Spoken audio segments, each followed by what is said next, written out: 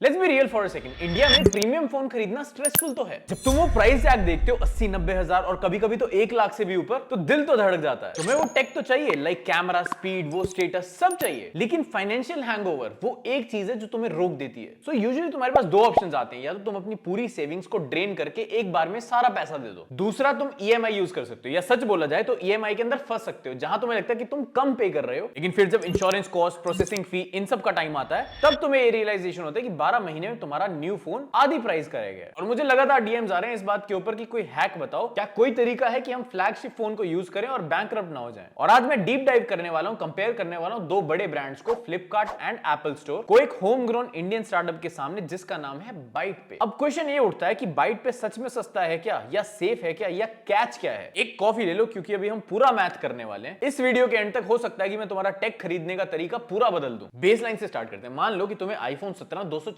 GB चाहिए। अगर तुम बिग प्लेटफॉर्म पर जाते हो तो अपफ्रंट कॉस्ट रफली 82,900 है। हाँ, तुम्हें कार्ड का डिस्काउंट बैनर दिख सकता है, लेकिन फाइन प्रिंट पढ़ लो, वो 5,000 का डिस्काउंट यूजुअली सिर्फ एक ही बैंक के लिए होता है, और वो कोई भी बैंक हो सकता है, SBI, HDFC, bank of Baroda. और अगर तुम्हारे पास उस बैंक का स्पेसिफिक कार्ड नहीं है तो तुम्हें फुल प्राइस पे करना पड़ता है। अब अगर ईएमआई की बात करें तो फ्लिपकार्ट या एप्पल स्टोर पे एक स्टैंडर्ड 24 महीने की ईएमआई होती है, जिसमें तुम्हें ऑलमोस्ट 4047 पर मंथ देना पड़ेगा। लेकिन यहां पर वो हिडन किलर है जिसके बारे में कोई बात नहीं करता, डिवाइस प्रोटेक्शन। अब अगर तुम एक 83,000 रुपीज का ग्लास सैंडविच लेकर घूम रहे हो तो तुम्हें इंश्योरेंस की जरूरत है। एप्पल प्लस या सिमिलर प्रोटेक्शन प्लान्स इन प्लेटफॉर्म्स पर ऑलमोस्ट 8499 एक्स्ट्रा में मिलता है। तो स्टैंडर्ड वे कुछ ऐसा दिखता है। तुम 24 महीने के लिए लॉक्ड इन हो, तुमने 8.5 एक्स्ट्रा इंश्योरेंस के लिए भरा, और अगर तुम अगले साल फोन स्विच करना चाहते हो तो तुम्हें OLX या कैशिफाई पर बेचना पड़ेगा। अजनबी लोगों से डील करनी पड़ेगी जो तुम्हारे प्राइस को लो बॉल करेंगे, सिर्फ एक वो माइक्रोस्कोपिक स्क्रैच की वजह से। अब यहां पर होती है बाइट पे की एंट्री, जो एक होम ग्रोन इंडियन स्टार्टअप है, और क्रेजी बात तो ये है कि ये एकदम अलग चीज पिच करता है। अब ये सिर्फ बाइंग या रेंटिंग तक नहीं है, बल्कि एक हाइब्रिड मॉडल है जो कि फ्लेक्सिबिलिटी पर फोकस्ड है। इनका हेडलाइन प्रॉमिस है कि तुम अपना फोन हर 12 महीने में अपग्रेड कर सकते हो या फिर रख भी सकते हो, यू डिसाइड। अब उसी आईफोन 17 को हम बाइट पे पर देखते हैं। First of all, upfront price ही कम है, जो कि है 81,900 रुपीज। और सबसे अच्छी बात, ये प्राइस हर किसी के लिए, credit card, debit card, UPI, net banking, फर्क ही नहीं पड़ता। बेस्ट डील पाने के लिए तुम्हें कोई स्पेसिफिक एलीट क्रेडिट कार्ड की जरूरत नहीं है। लेकिन असली जादू मंथली पेमेंट में। याद है फ्लिपकार्ट 4,000 रुपए से भी ऊपर था पर मंथ, लेकिन बाइट पे का 3799 पर मंथ। और वो 3799 तुम्हारे नंगे फोन के लिए नहीं है, उसके अंदर बाइट पे डिवाइस प्रोटेक्शन भी है। जब तुम दूसरी जगह 8499 एक्स्ट्रा पे कर रहे हो, वहां पर बाइट पे 1 रुपए में प्रोटेक्शन इंक्लूड करता है। अब ये एक्सीडेंटल डैमेज, लिक्विड डैमेज दोनों कवर करता है। अगर तुम उसे पूल में गिरा दो या फिर उसकी स्क्रीन तोड़ दो तो तुम्हें वन टाइम 100% रिपेयर मिलता है। मतलब कि अब थर्ड पार्टी रिपेयर शॉप्स को नहीं ढूंढना पड़ेगा। अब हो सकता है कि लोअर ईएमआई है तो कोई हिडन कॉस्ट होगा, तो चलो 12 मंथ्स का यूजेज पीरियड के लिए नंबर चेक करते हैं, जो टेक पीपल के लिए एक स्वीट स्पॉट है। तुम 4047 ईएमआई पे करते हो, एंड ऑल्सो तुम 8499 इंश्योरेंस पे करते हो। 12 महीने के बाद तुम्हें आईफोन 18 चाहिए। सो नाउ तुम अपना फोन एक्सचेंज करने की कोशिश करते हो, तो जो स्टैंडर्ड एक्सचेंज वैल्यू है वो टिपिकली फोन की वैल्यू की 40% से कम होती है, अराउंड 30 से 32,000 रुपए। और अगर एक छोटा सा डेंट भी है तो उसके पैसे अलग से डिडक्ट किए जाते हैं। और ऑलमोस्ट तुम सबने ये चीज फेस की होगी, डिलीवरी गाय तुम्हारे मोबाइल फोन को मैग्नीफाइंग ग्लास से चेक करता है, सर इसमें तो स्क्रैच है, प्राइस ड्रॉप होगा। अब इसे कंपेयर करते हैं बाइट पे मेथड से। आप 3799 की ईएमआई पे करते हो, ऑल्सो इंश्योरेंस इंक्लूडेड है। 12 मंथ्स के बाद बाइट पे तुम्हें एश्योर्ड 50% बाय बैक देता है। तुम्हारे एग्जाम्पल के लिए वो एग्जैक्टली